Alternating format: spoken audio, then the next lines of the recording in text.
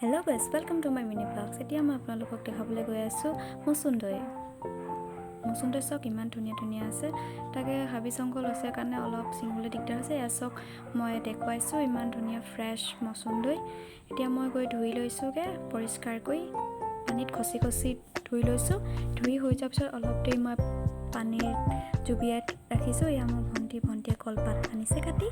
এতিয়া আমি ধুই লৈছোঁ। কলপাতখন ধুনীয়াকৈ ধুই লোৱাৰ পাছত আমি গৈ ধুনীয়া জেগা এডোখৰত ৰাখি দিছোঁ। ইয়াত আমি কলপাতত বিভিন্ন ধৰণৰ বস্তু খাদ্য খাবলৈ পাৰোঁ। এয়া মই মচুন্দৈ আৰু গোটা নহৰু দিছোঁ আৰু জলকীয়া নিজৰ ইচ্ছামতে দিব পাৰে, জলকীয়া আৰু নহৰু। এতিয়া ধুনীয়াকৈ পেলাই দিছোঁ তাকে ভিতৰত সোমাই যায়। নিজৰ সোৱাদ অনুযায়ী আপোনালোকে নিমখ দিব, নিজৰ ইচ্ছামতে বেছিও দিব পাৰে, কমো দিব পাৰে। এয়া মই এতিয়া মেৰিয়াই লৈছোঁ ধুনীয়াকৈ, সুন্দৰভাৱে মেৰিয়াই লৈছোঁ। ধুনীয়াকৈ মেৰিয়াই ল'ব লাগিব তাকে মচুন্দৈখিনি বাঢ়ি ল'লে যে। চাওক, মই ধুনীয়াকৈ লৈছোঁ। এতিয়া কেৰাহী এটাত ধুনীয়াকৈ ৰাখিছোঁ ভাপত।